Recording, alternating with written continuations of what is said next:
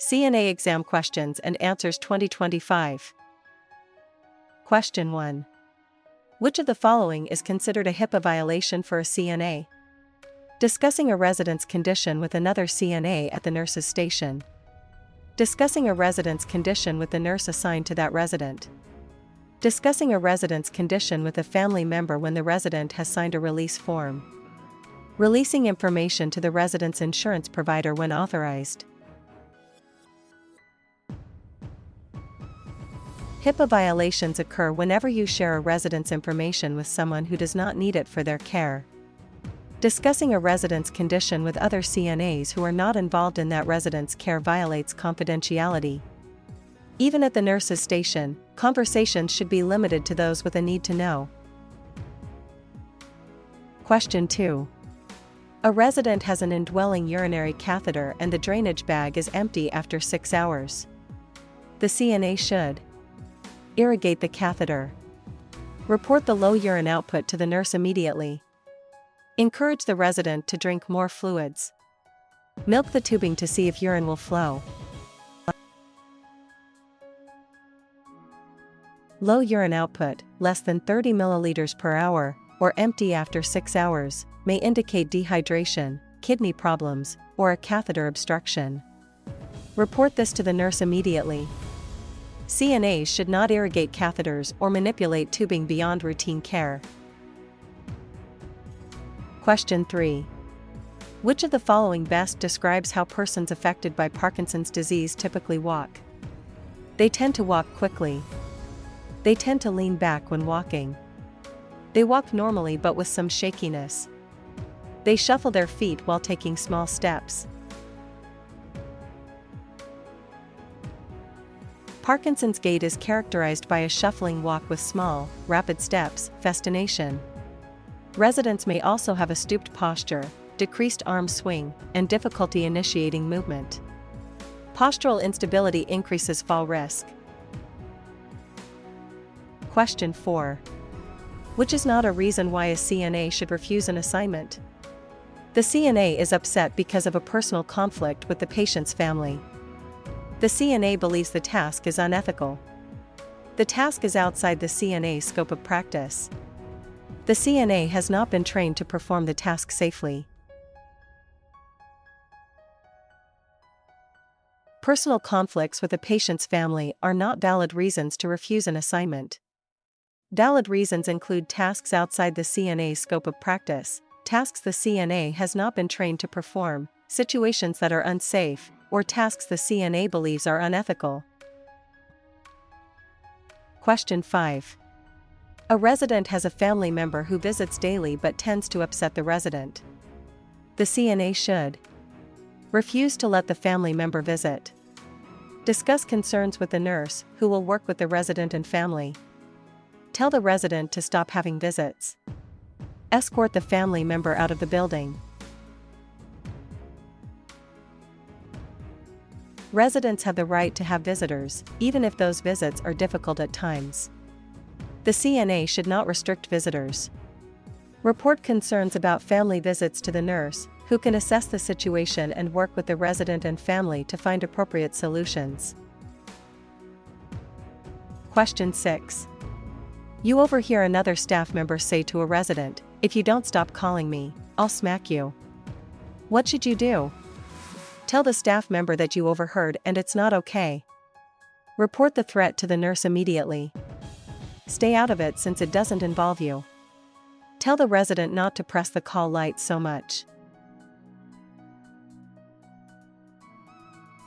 Threats against a resident constitute verbal abuse. CNAs are mandatory reporters and must report any suspected abuse, including verbal threats, immediately to the nurse. Do not confront the abuser yourself. Failure to report could result in disciplinary action and loss of certification. Question 7.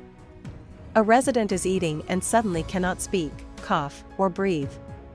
The resident appears panicked and is clutching their neck. This is a sign of a heart attack, a stroke, severe choking requiring the Heimlich maneuver, a seizure. The universal sign of choking is clutching the neck with one or both hands. If the resident cannot speak, cough, or breathe, the airway is completely obstructed. The CNA should call for help and begin abdominal thrusts, Heimlich maneuver, immediately. Question 8. A CNA is asked by a family member about another resident's medical condition. What should the CNA say? Share the information because family should know. Politely decline and refer to the nurse. Look up the information in the medical record and share it. Tell the family to mind their own business. A CNA must not share medical information about one resident with another resident's family member, as this violates confidentiality. Politely decline to share any information and refer the family member to the nurse. Question 9. A CNA walks into a resident's room and finds two consenting residents engaging in sexual activity with the door closed. The CNA should report the incident to the nurse as inappropriate behavior. Close the door quietly and respect their privacy. Tell the residents that this is not allowed in the facility. Stand in the room and monitor until they stop. Consenting adults in a long-term care facility have the right to sexual expression and privacy. If no abuse is occurring and both parties are consenting, close the door and respect their privacy. Do not interrupt or report unless there are concerns about consent or capacity. Question 10. You are caring for a diabetic resident who you find sweating and is only able to mumble words. What is your initial step? Give the resident orange juice if they can swallow. Call 911 immediately. Report the symptoms to the nurse immediately. Wait a few minutes to see if the resident improves.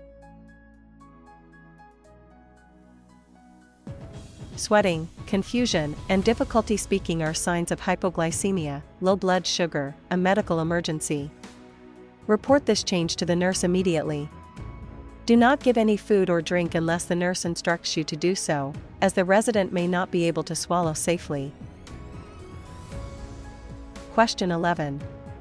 Which of the following is a possible sign of a heart attack and should be reported to the nurse immediately? Complaint of heartburn after eating spicy food. Chest pain or pressure that may radiate to the arm, neck, or jaw. A temporary feeling of fatigue. Mild shortness of breath after walking.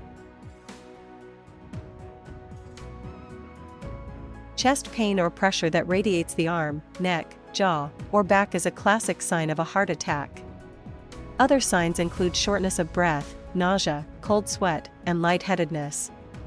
Report these symptoms to the nurse immediately. Heart attack symptoms should not be assumed to be indigestion. Question 12. What is the safest action if you are unsure whether a task is allowed? Perform the task anyway and hope it is correct. Ask the nurse for guidance before proceeding. Refuse the assignment without explanation. Ask the patient if they think you should do it. Do not perform any task if you are unsure whether it falls within your scope of practice. Ask the supervising nurse for guidance before proceeding. Staying within your scope of practice is one of the most important legal expectations for CNAs. Question 13. A resident has a signed advance directive, living will, stating they do not want CPR. The resident's heart stops. According to the advance directive, the CNA should begin CPR immediately anyway to save the resident's life. Call for help and follow the advance directive unless the family gives permission. Ask the family what they want before calling for help. Check the resident's chart for the DNR order before acting. Advance directives must be honored. If a resident has a signed do not resuscitate, DNR, order or advance directive, do not begin CPR. Call for help, and care will be provided according to the directive. Unless you personally verify the code status in the medical record or with a nurse, check before acting in a code situation. Question 14. When are side rails considered a restraint? When both side rails are raised. When one side rail is raised. When side rails are raised to prevent the resident from getting out of bed independently, against the resident's wishes. Side rails are never considered a restraint.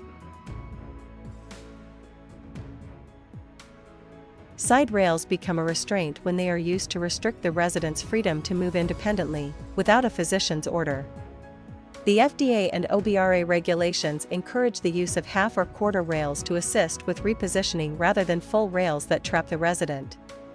Full restraints require a doctor's order and must be used only for safety reasons. Question 15.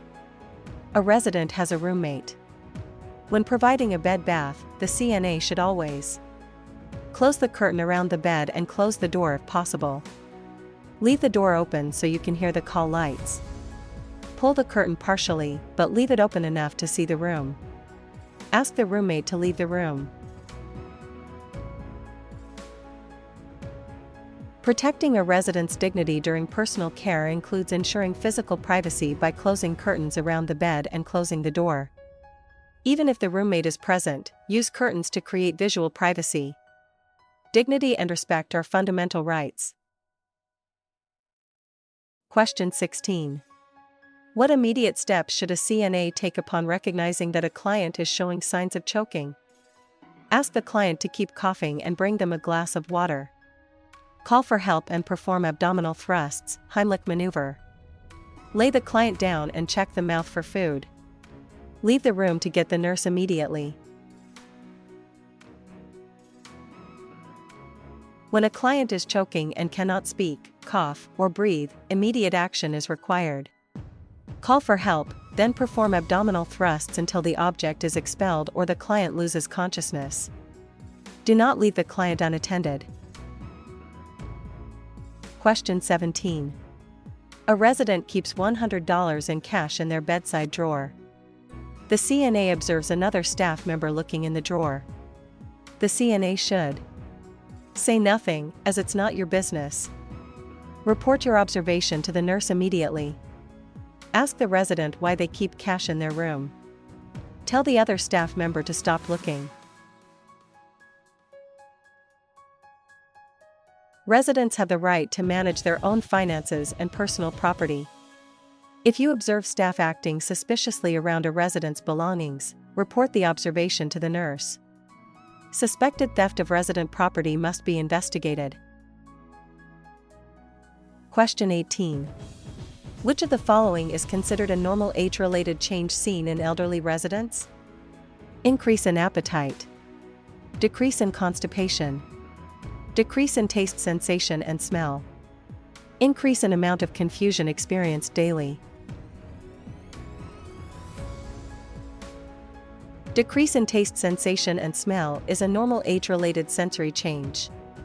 Increased confusion is not normal and should be reported to the nurse as it could indicate infection, especially UTI, dehydration, medication side effects, or other medical conditions. Question 19. What needs are found on the lowest level of Maslow's hierarchy of needs? Love and belonging. Self-esteem. Safety and security. Physical, basic survival needs. Maslow's hierarchy places basic physical needs, food, water, shelter, sleep, at the lowest level. These must be met before a person can focus on safety, love and belonging, self-esteem, and self-actualization. CNAs help residents meet these basic physical needs every day. Question 20. A resident asks the CNA, "What do you think is wrong with my skin?" The CNA's best response is, "That looks like a rash, you probably need cream." "I don't know. I'm not qualified to diagnose, but I will report your skin to the nurse so they can assess it. It's probably dry skin from the winter." CNAs are not qualified to diagnose medical conditions or give medical advice. The appropriate response is to acknowledge the resident's concern, report it to the nurse for assessment, and stay within your legal scope of practice. Never speculate or offer medical opinions.